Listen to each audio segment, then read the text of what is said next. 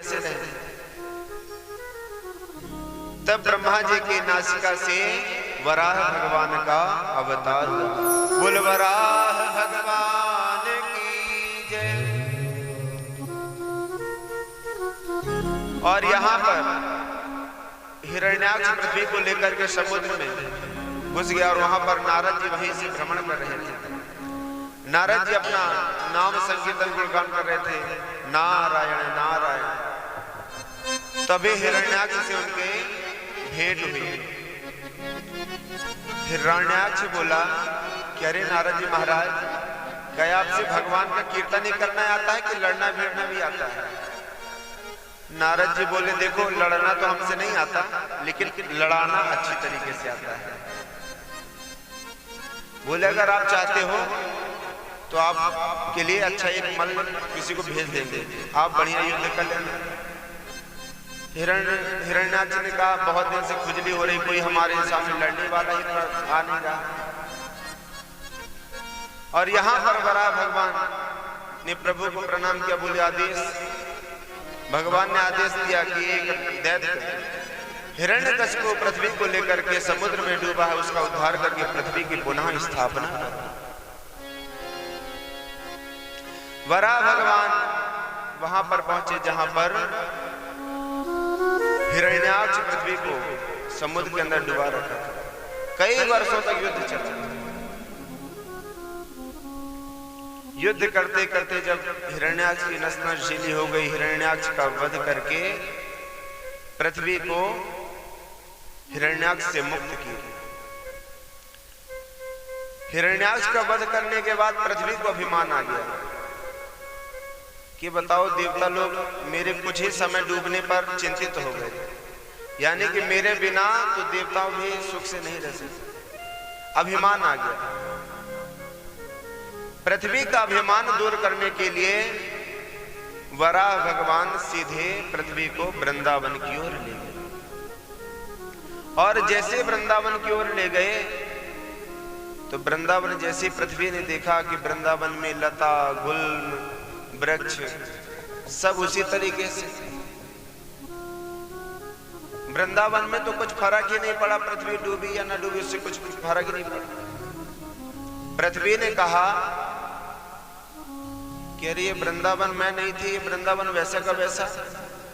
तब भगवान कहते हैं देखो पृथ्वी, आप रहो या ना रहो, लेकिन वृंदावन कभी नष्ट नहीं होता, क्योंकि भगवान का घर है। बंधु वृंदावन कहते किसे? कहते हैं वृंदानाम समूहानाम वनम वृंदावन।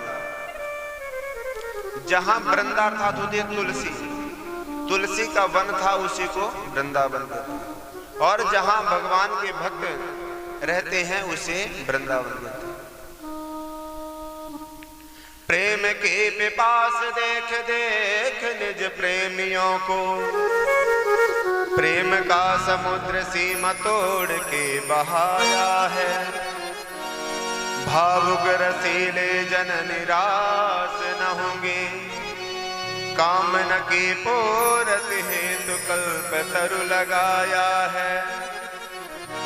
भारत का भूषण तिलक तीनों लोगों का, भक्तों के वास हेतु वृंदावन बसाया है। वृंदावन तो भक्तों की निवास स्थली है। और वृंदावन की तो महिमा इतनी है कि जितना गाओ उतना ही कम। कहते हैं कि सभी तीर्थ आप बार बार जाओ, लेकिन वृंदावन एक ही बार जाओ। एक बार अयोध्या, दो बार द्वारिका, तीन बार जाके त्रिवेणी में नहाओगे। चार बार चित्रकूट, 9 बार नासिक, बार बार जाके बद्रीनाथ घूम आओगे। कोटि बार काशी केदारनाथ रामेश्वरम, जगन्नाथ चाहे जहां जाओगे। होंगे प्रत्यक्ष जहां दर्शन श्याम श्याम के, वृंदावन सा आनंद और कहीं नहीं पाओगे। ब्रज 84 कोस की परिक्रमा एक देत, लख 84 जान के संकट हरि हर ले। जय जय ब्रज भूमि, जय जय ब्रज भूमि, जय जय ब्रज भूमि, जय जय ब्रज भूमि, जय जय ब्रज भूमि, जय जय ब्रज भूमि, जय जय ब्रज भूमि, जय जय ब्रज भूमि। चारों धामों से निराला ब्रज धाम के दर्शन कर लो जी। हरि चारों धामों से निराला ब्रज धाम के दर्शन कर लो रे। दर्शन कर लो, सुमिरन कर लो, दर्शन कर लो, सुमिरन कर लो, दर्शन कर लो, सुमिरन कर लो, सुमिरन कर लो जी।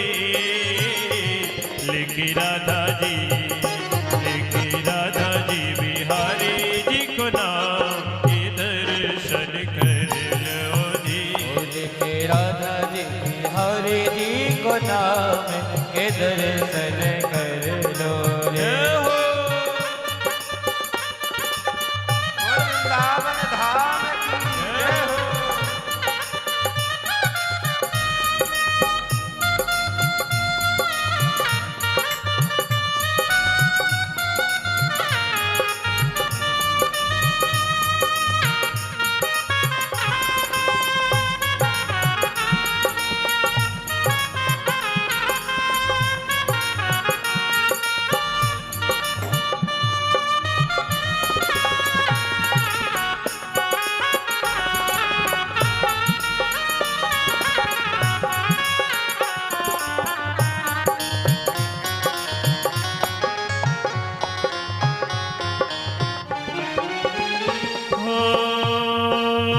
दर्शन कर लो, सुमिरन कर लो, दर्शन कर लो, सुमिरन कर लो, दर्शन कर लो, सुमिरन कर लो, दर्शन कर लो, सुमिरन कर लो, सुमिरन कर लो जी।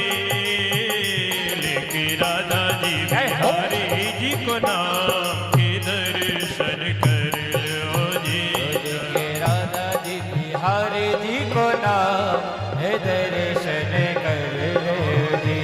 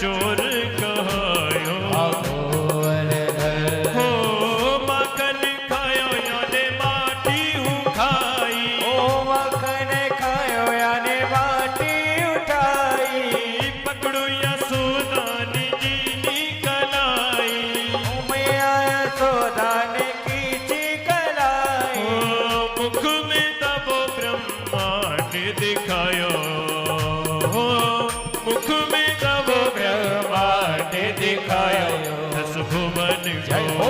को दस भुवन जय को हो। सहस्र प्रणाम के दर्शन कर लो जी चारों धामों में निराला ब्रज धाम रे दर्शन कर हो लो दर्शन कर लो सुमिरन कर लो दर्शन कर लो सुमिरन कर लो हो सुमिरन कर लो जी लेके राधा जी बिहारी जी को नाम के दर्शन कर लो जी बोल के राधा जी बिहारी जी को नाम हे दर्शन कर और सभी लोग वह गाएंगे अब हो आली री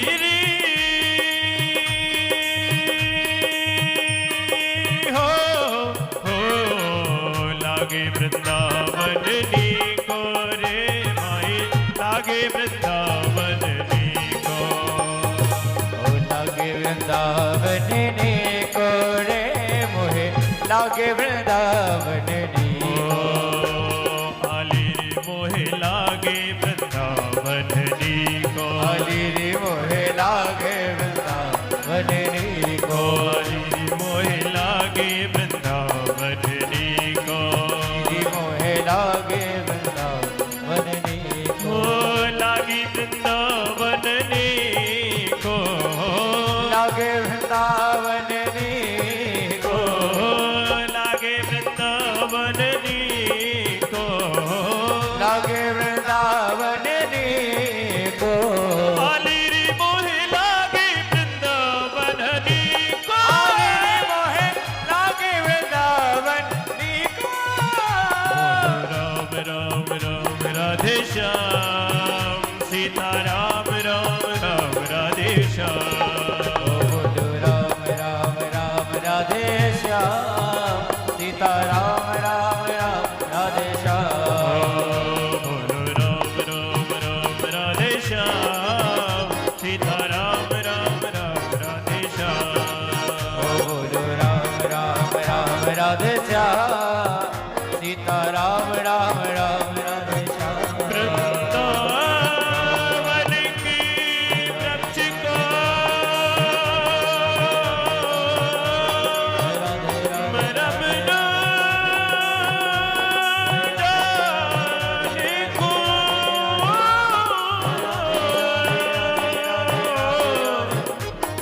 लाली लाली रूपात मात पे राधे राधे हो बोलो बांकी बिहारी लाल की जय बोल वृंदावन धाम की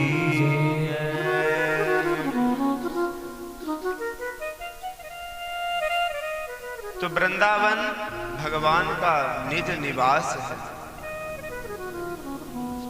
पूरे पृथ्वी संसार में हर जगह का नष्ट हो सकता है, लेकिन वृंदावन धाम कभी नष्ट नहीं होता, क्योंकि भगवान का वह स्वयं का निज निवास स्थल है।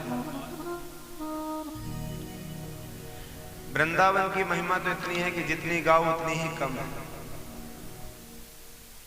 वृंदावन और वृंदावन 84 कोस के अंदर चारों धाम हैं।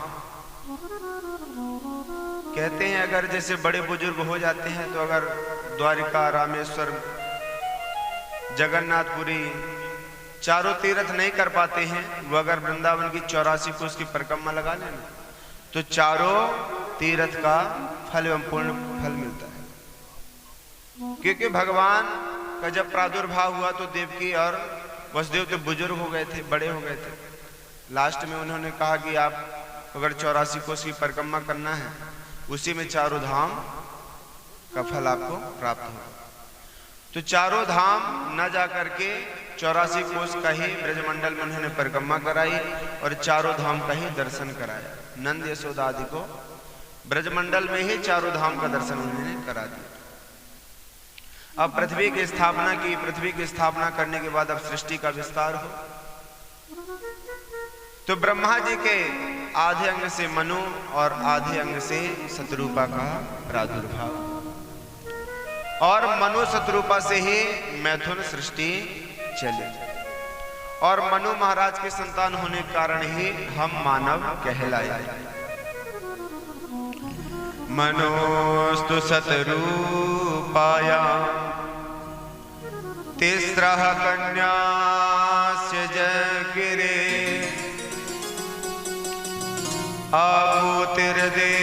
आभूतिर्देवहूतिश्च प्रसूतिरिति विश्रुतः। मनु और शतरूपा के तिस्रः कन्यास जगिरे। मनोस्तु शतरूपाया तिस्रः कन्यास जगिरे। तीसरा मतलब उधर तीन कन्या उत्पन्न हुई। आकूतिर देवभूतिश्च प्रसूति, आकूति प्रसूति और देवभूति। और ब्रह्मा जी के जो ऋषिगण थे कर्दम ऋषि, तो कर्दम ऋषि के साथ देवहूति का विवाह संपन्न हुआ। कर्दम ऋषि का जब विवाह हुआ तो कर्दम ऋषि की एक ही इच्छा थी कि हम विवाह जब ही करेंगे जब रानी कह दे कि एक संतान होती हम वन में चले जाए, इनको दिक्कत ना हो। देवहूति ने कहा इतना बड़ा ऋषि अगर हमारा विवाह इनसे हो जाए तो हमारी तो बड़े भाग्य की बात है। बोले हमें सब शर्त मंजूर है। कर्दम ऋषि का विवाह संपन्न हुआ और विवाह होते ही कर्दम ऋषि वन में चले गए। वन में गए देवहूति कर्दम जी, वहां एक छोटी सी कुटिया और उसी कुटिया में बिल में सांप रह रहा है, एक बिल में चूहा रह रहा है। वहीं बिल्ली, वहीं कुत्ता, वहीं एक साथ शेर, हिरन, गाय सभी पानी पी रही। वहीं पर मधुमक्खी सभी जितने भी जीव जंतु वहीं पर रह रहे हैं। देवहूति जी ने कहा ये कुटिया तो आपके, लेकिन आप इसमें रहते कहाँ हो? बोले देवी जी वो देखो कोने पे 1.5 फुट का आसन पड़ा है ना, उसी पे हम रहते हैं और उसी पे हम तपस्या करते हैं। कर्दम ऋषि ने तपस्या प्रारंभ की और 40 वर्ष तक तपस्या की। और देवहूति मैया ने जब देखा कि हमारे स्वामी तपस्या में, तो अपने श्रृंगार उतार करके अपने स्वामी की सेवा करते।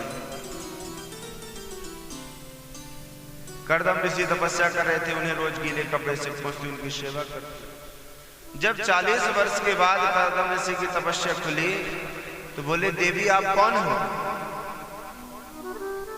देवहूति ने कहा भूल गए आप, 40 वर्ष पहले आपके साथ हमारा विवाह हुआ था और हम आपकी पत्नी देवहूति हैं। बोले देवी आप यहीं हो? बोले अपने पति को छोड़ करके कहां जाए, और हम पतिव्रता स्त्रियों का धर्म ही है अपने पति की सेवा करें। आप तपस्या करते थे, हम आपकी सेवा करते थे। बोले तो आप खाते क्या थे? बोले जो मिल जाए, कहीं फल खा लेते, कहीं पत्र खा लेते, कहीं जल पी कर लेते और आपकी सेवा। बोले आपकी इच्छा क्या है? बोले आपने जो कहा था कि एक संतान, तो गृहस्थ जीवन में अगर संतान ना हो तो गृहस्थ जीवन सार्थक नहीं है, इसलिए हम चाहते हैं कि हमारे भी संतान। कर्दम ऋषि ने मन से कामद विमान का निर्माण किया। कर्दम ऋषि ने ही कामद विमान की रचना की अपने तपोबल के द्वारा। और आज के समय में वैज्ञानिक करते हैं तो कहते हैं वैज्ञानिकों ने हेलीकॉप्टर की खोज की, हवाई जहाज की खोज की, लेकिन कहा जाए तो जितनी भी खोज हैं सभी ऋषियों ने ही की। वैज्ञानिक खोज क्या करके उन्होंने ऋषि शब्द से रिसर्च शब्द भी चुराया है। ऋषि शब्द से ही रिसर्च शब्द बनता है। तो आज हम हेलीकॉप्टर देखते हैं, एरोप्लेन देखते हैं, तो देखते हैं वैज्ञानिक ने कर दिखाया। पहले हम सीरियल में देखते थे कि रावण पुष्पक विमान में आ रहा है, करदम जी कामत विमान में, तो ये सब ऋषियों ने खोज किया था पहले, उसी का 2 कॉपी वैज्ञानिक कर रहे हैं। आज हम टीवी के माध्यम से कहीं ऑस्ट्रेलिया में क्रिकेट हो, हम यहाँ इंडिया में देख लेते हैं, कहीं भी हो सीरियल के माध्यम से, टीवी के माध्यम से देख लेते हैं। बोलिए वैज्ञानिक ने खोज की? नहीं, उससे पहले भगवान ने दिव्य दृष्टि संजय को दी थी और संजय ने दूर से ही महाभारत का युद्ध पूरा टेलीकास्ट धृतराष्ट्र को सुनाया था। तो जितनी भी खोजें हैं सब ऋषि महर्षि हमारे पहले कर चुके हैं। नवग्रह के कलर जो है, बुध हरा है, गुरु पीला है, चंद्र सफेद है, शनि राहु केतु लाल है, काले हैं। ये खोज किसने की? ये ऋषियों ने अपने तपोबल से ही बता दिया था कि मंगल लाल होगा, बुध हरा होगा, लेकिन ऋषियों की बात पर पहले भरोसा नहीं करते थे। आज जब चंद्रयान में जाके देखते हैं, हाँ चंद्र सफेद है, हाँ मंगल लाल है, तब भरोसा करते हैं। ऋषियों ने अपने तपोबल से ही 9 प्लैनेट का खोज कर दिए थे कि इनका एक कलर ये है। तो कर्दम ऋषि ने कामत विमान का निर्माण किए और उसी पर विहार किए, और इस पर विहार करते करते कर्दम और देवहूति के 9 कन्याओं का जन्म हुआ। कर्दम ऋषि ने सोचा कि हमने तो सोचा था कि एक संतान होगी, वन में चले जाएंगे, अब तो 9 संतान हो गए, अब हमें वन में जाना चाहिए। जैसे कर्दम ऋषि वन की ओर जाने लगे तो देवहूति मैया ने कहा, स्वामी आपने कहा था जब संतान होगी तब जाएंगे, अभी तो बेटी हुई हैं, बेटियों का विवाह कौन करेगा? इसलिए पहले इनका अपना कर्तव्य तो निभाओ। और आपको पता है आपके तो भगवान स्वयं अवतरित होंगे आपके घर में और आप वन में। तब कर्दम ऋषि का मोह भंग हुआ कि हाँ, भगवान ने कहा था कि हम स्वयं कर्दम तुम्हारे हम पुत्र बन कर जाएंगे, और जब भगवान हमारे घर ही आना तो हम वन में क्यों जाए? तब कर्दम ऋषि के एक संतान हुई, उनका नाम है कपिल भगवान। बोले कपिल भगवान की जय।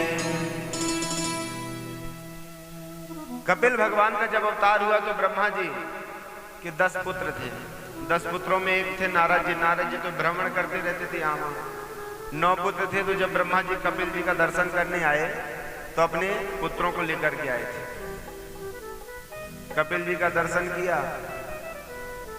अब जैसे ही कर्दम जी ने देखा कि हमारे 9 कन्या और ब्रह्मा जी के 9 बालक ऋषिगण, क्यों ना बात कर लें ब्रह्मा जी से कि 9 कन्याओं का अपना विवाह उन्हीं के साथ कर दे, तो ना हमें ढूंढना पड़ेगा ना इन्हें ढूंढना पड़ेगा।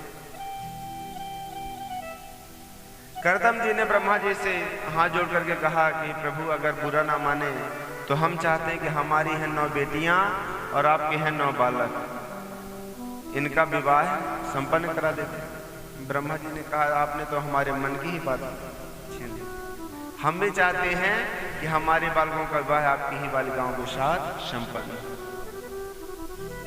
तब कर्दम ऋषि की 9 कन्याओं का विवाह ब्रह्मा जी के 9 पुत्रों के साथ संपन्न हुआ और नारद जी बाहर बाहर नारायण नारायण करते रह गए, इसलिए वो कुंवारे रह गए।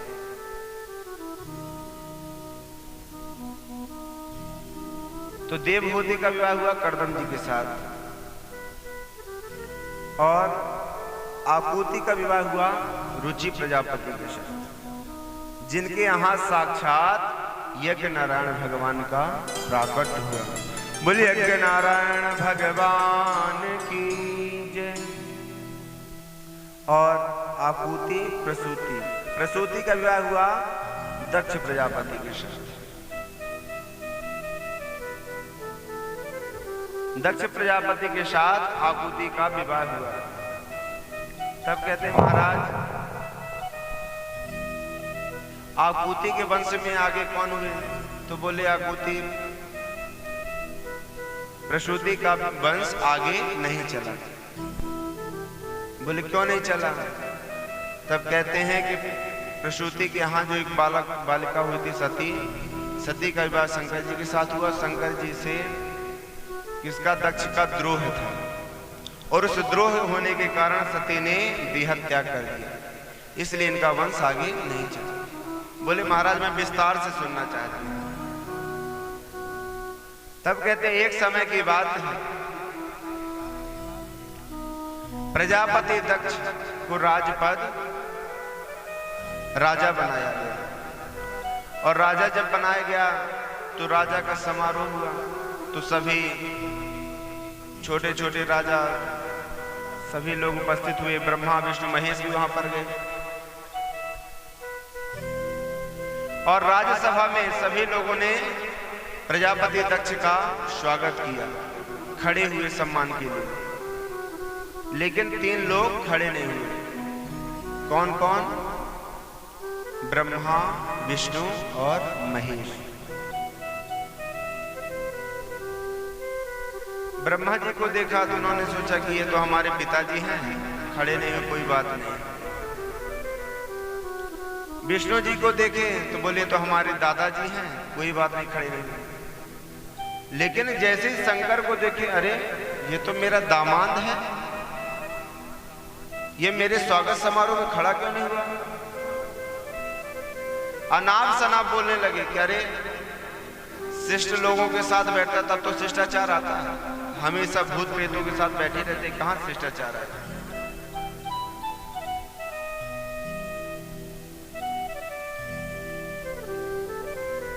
हमेशा भांग रमाए रहते हैं, तो कहां से इनको शिष्टाचार आएगा?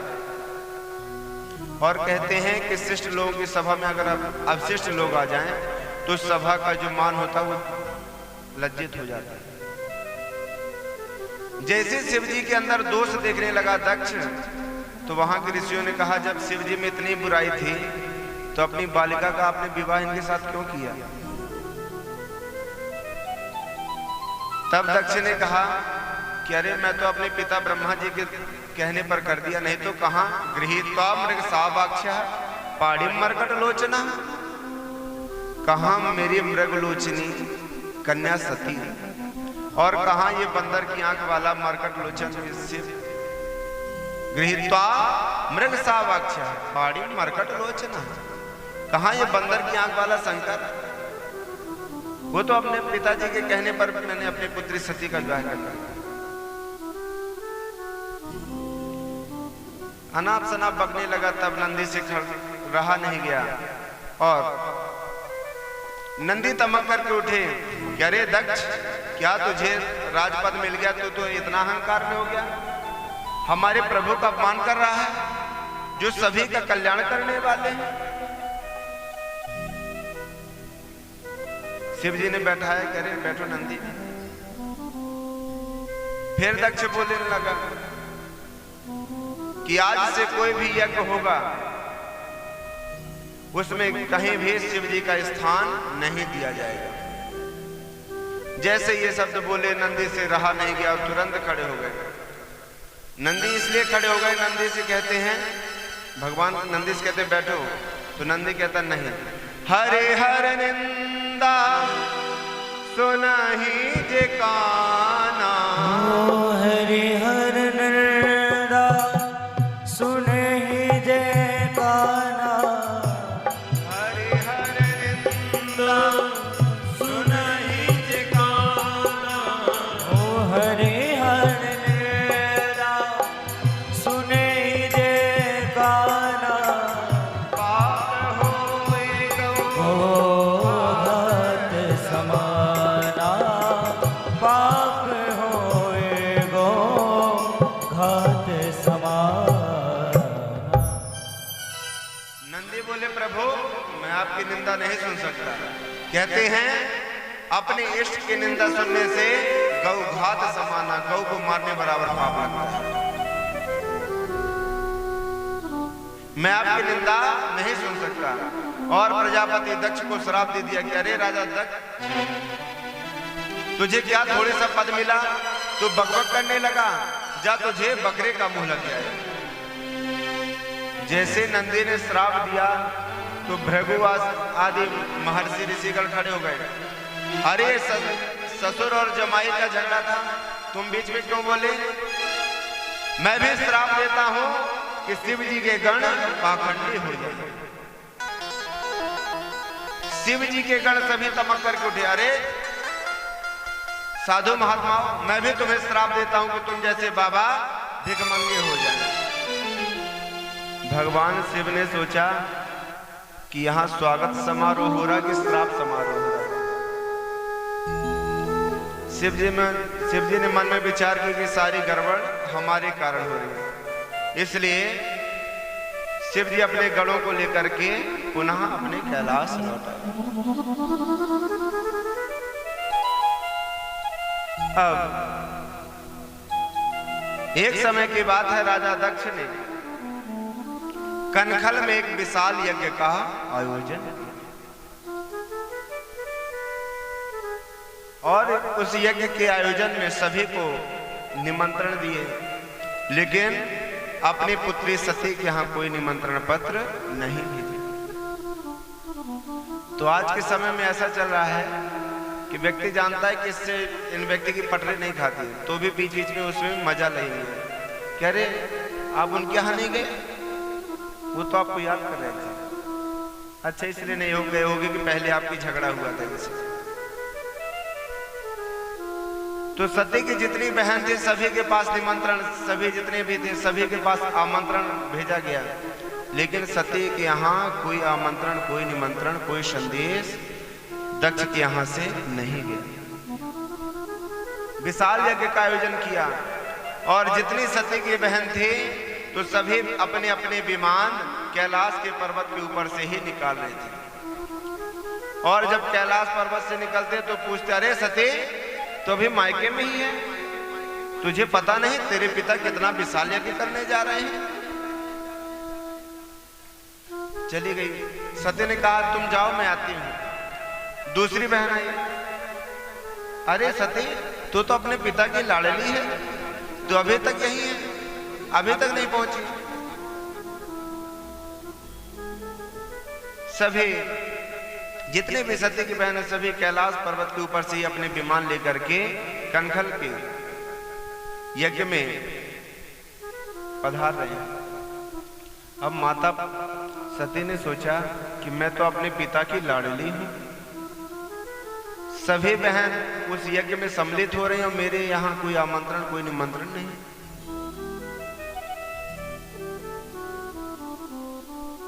माता सती ने सोचा कि क्या पता निमंत्रण आया हो, यहां पहुंच ना पाया हो, कभी कभी डांग गड़बड़ा जाते हैं। माता सती गई और अपने स्वामी शिव जी के चरण दबाने लगे। शिव जी ध्यान में है, शिव जी चरण दबा रही हैं। भोलेनाथ पूछ रहे हैं क्या बात है देवी, आपके मन में क्या है? तब माता पार्वती कह रहे हैं कि कुछ नहीं स्वामी, आप तो देख ही रहे, सुबह से विमान यहां से वहां जा रहे हैं, क्या आपको पता है कहां जा रहे हैं? ये आपके ससुर जी ने बहुत बड़ा यज्ञ कर रहे हैं, उसी यज्ञ में सभी विमान जा रहे हैं। तो हम लोग भी चले उस यज्ञ में। शिव जी ने पूछा क्या कोई चिट्ठी पत्री आई? बोले चिट्ठी पत्री तो नहीं आई, लेकिन भेजी जरूर होगी। मायके की जब बात होती है ना तो हमेशा स्त्रियां, मेरे मायके में ये हो रहा है, मेरे पिताजी ये कर रहे हैं, मैं करती हैं। लेकिन माता सती ने मैं नहीं कहा। माता सती क्या कह रही हैं? प्रजापतिस्ते ससुरस्य सांप्रतम् निर्यापितो यज्ञ महोत्सवात् किला वयं च तत्राभिसराम वामते यद्यर्थिता मे विबुधा व्रजन्ति। माता सती कह रही हैं कि प्रभु प्रजापतिस्ते ससुरस्य सांप्रतम, आपके जो ससुर जी हैं ना प्रजापति दक्ष, वो बहुत बड़े यज्ञ का आयोजन कर रहे हैं और इस यज्ञ में हमें चलना है। भोले बाबा ने कहा देखो अगर चिट्ठी पत्र नहीं आए तो हम नहीं जाएंगे। बोले स्वामी चलिए चिट्ठी पत्री, क्या पता भेजी हो डाक गड़बड़ा गए हो, नहीं आ पाई, किसी कारणवश नहीं आ पाई। भोले बाबा ने कहा हम तो नहीं जाएंगे। माता सती ने मन में विचार किया कि अपने घर में बिना बुलाए भी चले जाना। 3 जगह होती हैं, अपने गुरु स्थान, अपने घर एवं कहीं धार्मिक कथा एवं धार्मिक अनुष्ठान हो रहा हो, वहां बिना बुलाए चले जाओ तो कोई दोष नहीं होता है। वो तो मेरा मायका है, मेरा घर है, वहां बुलाने क्या, मैं तो जाऊंगी। भोले बाबा ने कहा आपकी इच्छा, लेकिन हम नहीं जाएंगे। माता सती ने खूब निवेदन किया कि प्रभु चलिए, या कि हमें आज्ञा दीजिए। प्रभु ने कहा हम आज्ञा नहीं देंगे, आपको जो अच्छा लगे सो करिए। माता सती प्रणाम करती है, बोलती मैं तो जाती हूँ और पिताजी को वहां पर मनाऊंगी और आपको वो लेने आएंगे, इसलिए मैं जाती हूँ। सती गई, थोड़ी आगे बढ़ी, फिर उनके मन में विचार आता कहीं हमारे स्वामी नाराज न हो जाए। फिर चली आती, फिर चरण दबाने लगती। 1 बार 2 बार 3, बार माता सती फिर से जाने के लिए निवेदन करने लगे। तब शिव जी कहते हैं कि देखो सती, आवत ही हर से नहीं, नैनन नहीं सने, और तुलसी तहां न जाइए, चाहे कंचन बरसे में। देवी आवत ही हर से नहीं, नैनन नहीं सने, ऐसी जगह नहीं जाना चाहिए जहां हमें देखकर सामने वाले लोग मुंह मोड़ लें और उन्हें देख करके हम मोड़ लें। वो हमको जैसे देखें वो हमसे बात ना करें, आगे चले जाएं, मुंह फेर लें। तो ऐसी जगह नहीं जाना, वहां चाहिए जहां उन्हें देखकर हम गदगद हो जाएं और हमें देखकर वो गदगद हो जाएं। ऐसी जगह कभी नहीं जाना चाहिए जहां पर हमें देखकर कोई उदास हो जाए, जय भले वहां हीरा सोना बट रहा हो, चाहे कंचन बरसे। माता सती ने कहा स्वामी आप जाइए ना जाइए, हम तो जाएंगे। माता सती नहीं मानी और चल दी। भोले बाबा ने देखा इस बार सती वापस नहीं आ रही, तभी सभी गणों को कहा जाओ अपनी माता श्री को सम्मान सहित उनके पिता के घर छोड़ कर। नंदी भृंगी सभी गए और कहा कि माता हमारे होते हुए आप पैदल जाओगे, चलिए हम आपको छोड़ कर गया। जैसे माता सती अपने पिता के घर पहुंची तो पिताजी को देखे तो पिताजी ने मुंह मोड़ लिया और बहनों ने देखा जैसे सती को तो हंसने लगे। तब सती ने सोचा कि मायके में महत्व किसका होता सबसे ज्यादा? माता का। इसलिए सीधे अपनी मां प्रसूति के कक्ष में गई जहां पर उनकी माता प्रसूति देती। कहते हैं सादर भलहि मिली एक माता, सादर भलहि मिली एक माता, सादर भलहि मिली एक माता। भगनी मिली ये बहुत मुस्काता, भगनी मिली ये सादर ओ मिली एक माता सादर नहीं मिली एक माता। जैसे ही अपने पिता के घर पहुंची माता सती तो सादर भले ही मिली एक माता, अगर नम्रता से मिली तो केवल उनकी प्रसूति मां ही मिली। माता प्रसूति ने जैसे सती को देखा अंक से लगा लिया, गले से लगा लिया कि रे पुत्री तो यहां पर आई बहुत अच्छा। और भगनी कैसे मिली? भगनी मिली बहुत मुस्कुराता। जो सती जी की बहन थी वो मुस्कुरा रही थी, अरे सती तूने अच्छा किया, हमें पता है पिताजी ने तुझे बुलाया नहीं, लेकिन तूने अच्छा किया आ गई। अपने पिता के घर में बुलाने को इंतजार करता है क्या? व्यंग मार रहे हैं। माता सती अपने माता से मिली और उसके बाद पिताजी के पास गई तो पिता दक्ष ने मुंह मोड़ लिया। उन्होंने कहा कोई बात नहीं। यज्ञशाला पर गई और यज्ञशाला पर जैसे देखा तो छोटे छोटे देवताओं का भी उस यज्ञ मंडप पर स्थान दिया गया था, लेकिन भोले बाबा का वहां पर कहीं स्थान नहीं था। और जैसे ही माता सती ने देखा कि मेरे स्वामी का यहाँ कोई स्थान नहीं है, तो तुरंत कहने लगे, अरे प्रजापति दक्ष, तुम्हें क्या थोड़ी सा राजपद मिल गया, तुम मेरे स्वामी को ही भूल गए?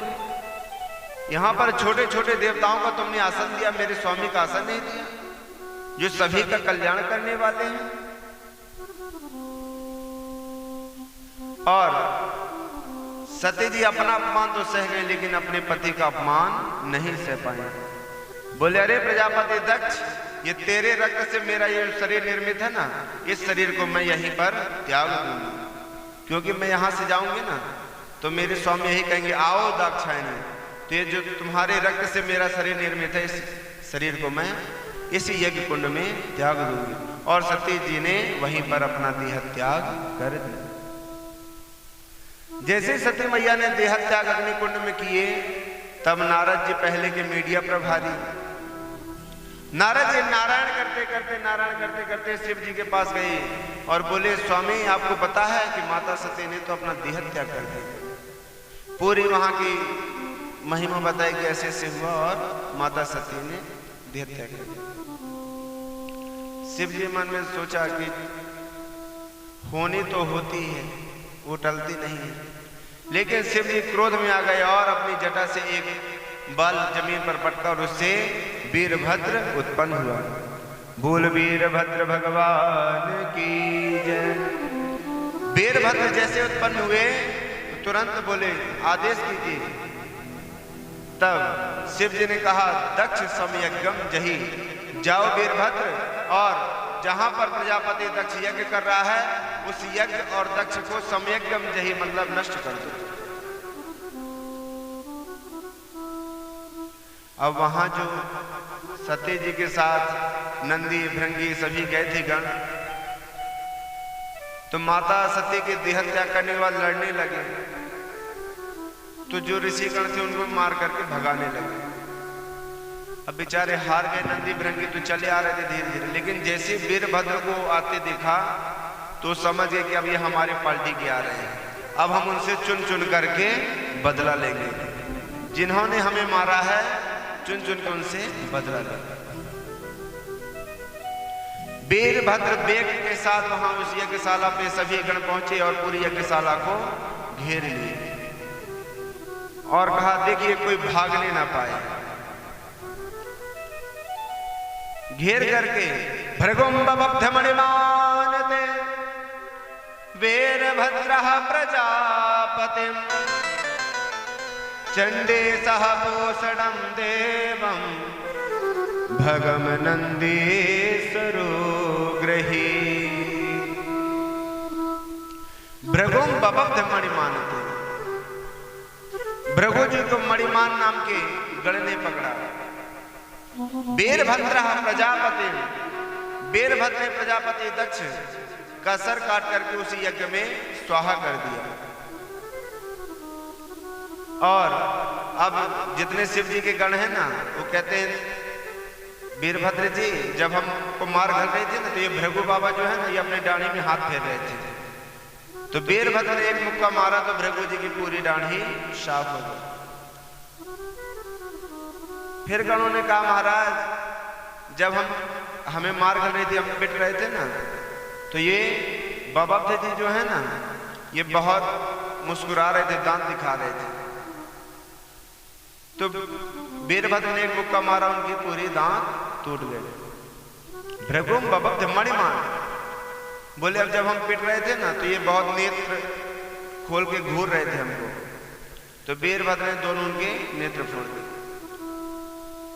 और सभी देवताओं को वहां पर खंडित करके वीरभद्र यहाँ पर अपने पुनः कैलाश आ गए। सभी गण जो भंडारा बना था सभी पर शिव जी के गण हर हर महादेव करके भंडारे में पूरा खा पी के स्नान करके राते वाते में चले आए।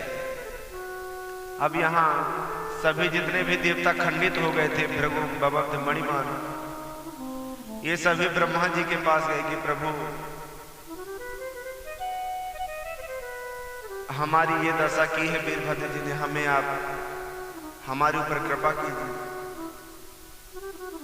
ब्रह्मा जी ने कहा देखो भाग लेने गए थे तो भाग मिल गया। भृगु जी ने कहा महाराज गलती हो गई,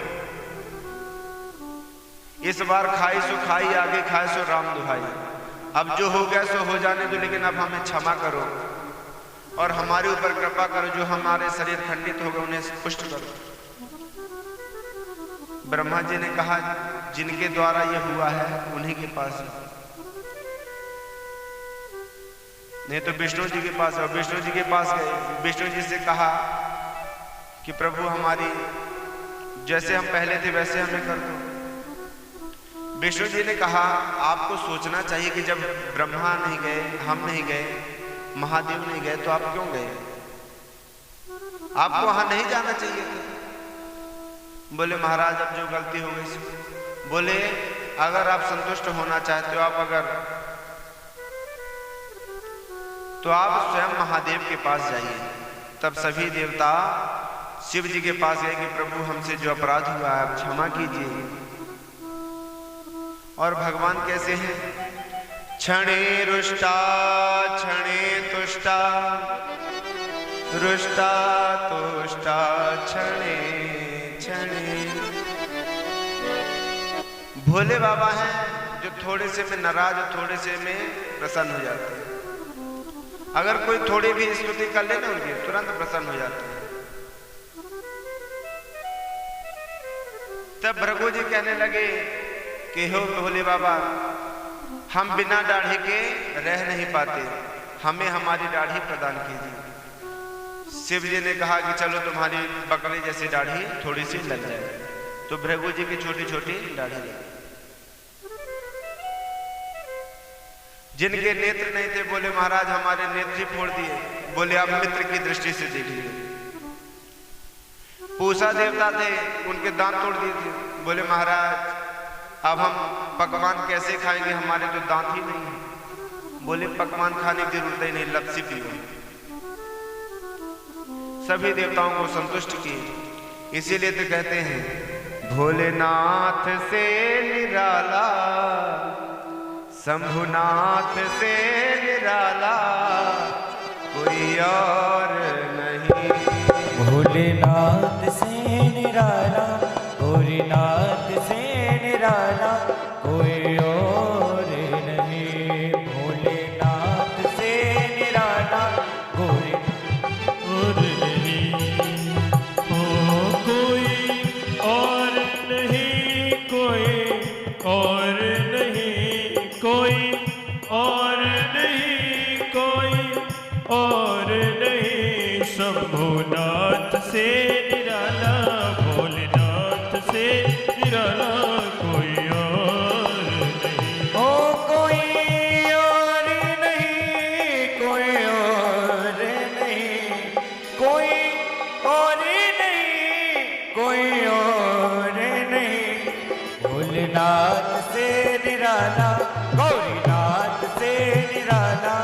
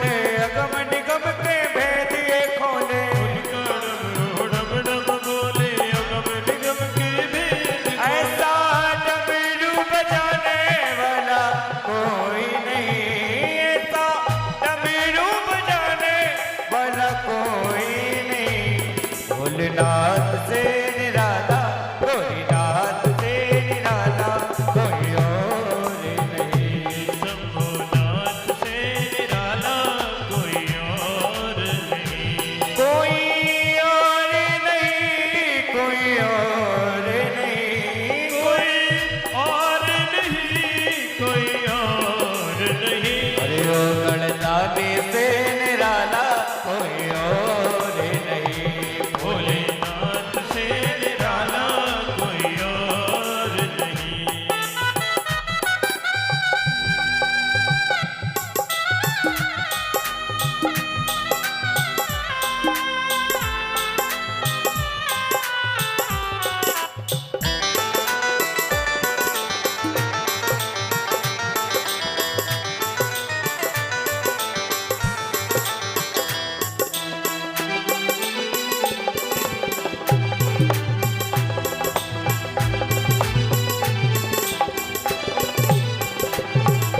काया जब जब करवट बदले पाप चमकते अगले पिछले। करवट बदले पाप चमकते अगले भोलेनाथ भोलेनाथ भोलेनाथ भोलेनाथ। काया जब जब करवट बदले पाप चमकते अगले पिछले। काया जब करवट बदले पाप चमकते अगले। अब तो मुझको बचाने वाला कोई नहीं, अब तो मुझको बचाने वाला कोई नहीं। भोलेनाथ से निराला भोलेनाथ से निराला कोई और नहीं। भोलेनाथ से निराला कोई और नहीं। ओ कोई और नहीं, कोई और नहीं। कोई और नहीं, कोई और नहीं। हरिओ गणदानी से निराला भोलेनाथ से निराला कोई और नहीं। भोलेनाथ से निराला कोई और नहीं।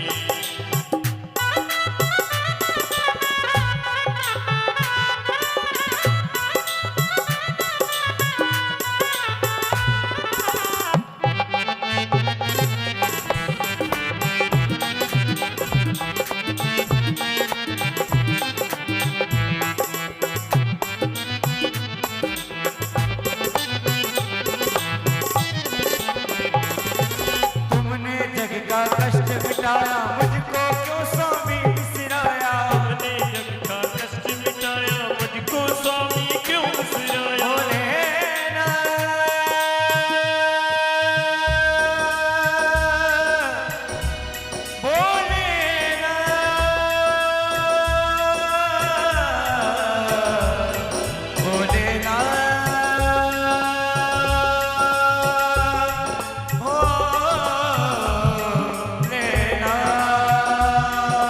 तुमने जग का कष्ट मिटाया मुझको क्यों स्वामी बिसराया। हमने जग का कष्ट मिटाया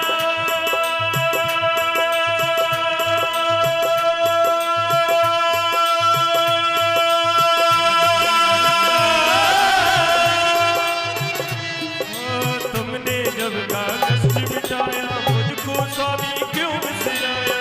हो ऐसा भक्त का रखवाला भोलेनाथ भोलेनाथ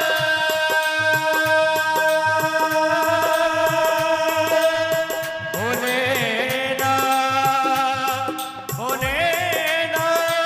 ऐसा भक्तों का रखवाला कोई और नहीं, ऐसा भक्तों का रखवाला कोई और नहीं। और कौन कौन मानता है उठाइए जरा दोनों हाथ प्रेम से और मीठी मीठी ताली के साथ। भोलेनाथ से निराला भोलेनाथ से निराला कोई और नहीं। भोलेनाथ से निराला कोई और नहीं। कोई और नहीं, कोई और नहीं, कोई और नहीं, कोई और ही नहीं। ओ भंडारी से निराला भोले बाबा से निराला कोई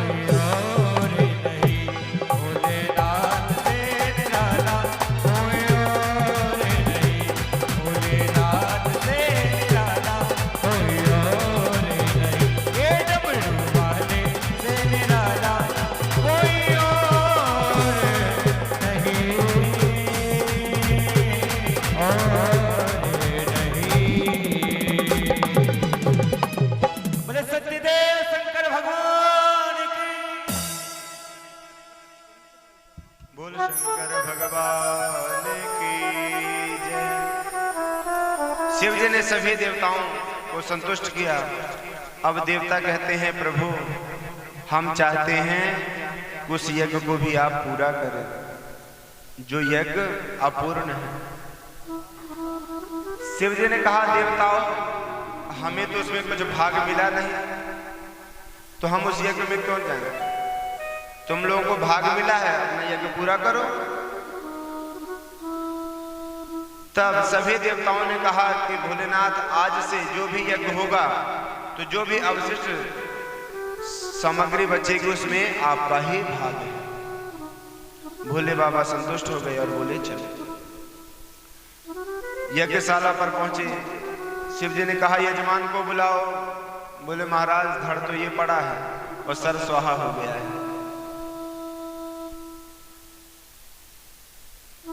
तब शिव जी ने कहा देखो कोई जानवर मिले उसी का ही सर ले आओ। तो और कोई तो मिला नहीं, बकरे का सर काट के ले आए और दक्ष प्रजापति के धड़ पर लगा दिया। और जब बकरे का सर लग गया हवन कार्य पूरा किए। और बकरे के सर लगने के ही कारण हम महादेव के मंदिर में जाते हैं ना तो कई भक्त कहते हैं बम बम बम बम। बकरा कैसे बोलता है? ऐसे तो बोलता है। और जैसे बम बम बम कोई शिव जी के मंदिर में बोलता है तो भगवान प्रसन्न हो जाते हैं, लगता है ससुर जी आ गए। बोलो राधे राधे। उस यज्ञ को पूरा किए। आगे इन्हीं के वंश में मनु शत्रुपा इनके दो भाई थे। मनु और शत्रुपा के 3 कन्या और 2 पुत्र थे। कौन कौन? प्रियव्रत और उत्तानपाद। जाए उत्तानपादश। तो पहले हम उत्तानपाद के चरित्र पर दृष्टि डालते हैं। उत्तानपाद राजा के एक पत्नी पहले थी, उसका नाम था सुनीति। और दूसरा विवाह उत्तानपाद राजा का गांधर्व विधि से हुआ, उसका नाम था सुरुचि। सुनीति किसे कहते हैं? सु मतलब अच्छी, जिसकी अच्छी नीति हो उसी को कहते हैं सुनीति। सु मतलब सुंदर, जिसकी सुंदर नीति हो उसी को कहते हैं सुनीति। और एक पत्नी का नाम था सुरुचि। स्वरुचि, अपनी रुचि के अनुसार जो चले उसे कहते हैं सुरुचि। और जो नीति के अनुसार चले उसे कहते हैं सुनीति। सुनीति के एक बालक था जिनका नाम था ध्रुव। और सुरुचि का जब विवाह हुआ तो सुरुचि ने कहा देखो अगर आप अपनी बड़ी पत्नी को घर से अगर बाहर नहीं करोगे तो हम नहीं रहेंगे। अगर आप चाहते हो कि हम आपके साथ रहें तो पहले इन्हें घर से बाहर करो। तब उत्तानपाद ने अपनी पहली पत्नी सुनीति को घर से बाहर कर दिया। और सुरुचि से ज्यादा मोह था, ज्यादा प्रेम था तो उसे घर पर रखा। सुनीति बाहर एक कुटिया बना करके रहने लगे। ध्रुव जी महाराज पढ़ने के लिए जाते तो सभी के किसी की मम्मी किसी के पापा आते मिलने के लिए, आनंद होता। ध्रुव जी के मन में आया कि हमारे भी पिता होते तो कितना आनंद आता। तभी जो ध्रुव जी महाराज के सखागण थे तब सखाओं से कहते हैं कि अगर हमारे पिता होते तो सखा कहते हैं आपके पिता तो कोई साधारण हस्ती थोड़ी है। आपके पिता हैं जो उत्तानपाद राजा है ना यहाँ के, वही आपके पिता हैं। पहले ध्रुव जी को पता नहीं था कि हमारे पिता उत्तानपाद, लेकिन उनके सखाओं ने बताया कि जो यहाँ के राजा हैं वही आपके पिता उत्तानपाद हैं। ध्रुव जी महाराज प्रसन्न हुए और ध्रुव जी महाराज अपने राज्य शासन, अपने पिता के राज्य शासन पर गए और वहां पर जैसे उत्तानपाद ने देखा कि ये तो हमारी बड़ी पत्नी सुरुचि का पुत्र ध्रुव है, तुरंत अंक में भर लिया और अपने गद्दी पर बैठा। जैसे सुरुचि ने देखा कि ये तो सुनीति का बालक है, तुरंत हाथ पकड़ के उसको गद्दी से उतार दिया। जैसे गद्दी से उतारे तो ध्रुव जी ने पूछा, मां मुझे इस गद्दी से क्यों उतारा? बोले तुम इस गद्दी के बैठने लायक नहीं हो। बोले क्यों? मैं भी तो उत्तान राजा का पुत्र हूं। बोले राजा के पुत्र तो हो, लेकिन तुमने मेरे गर्भ से जन्म नहीं लिया है। अगर तुम चाहते हो कि इस गद्दी पे बैठो तो जाओ पहले भजन करो, और भजन करने पर जब भगवान प्रसन्न हो वरदान दे तो कहना कि मुझे सुरुचि के गर्भ से मुझे जन्म दे दो। ऐसे भगवान से प्रार्थना करना, तब जाकर के तुम गद्दी के बैठने के अधिकारी होगे।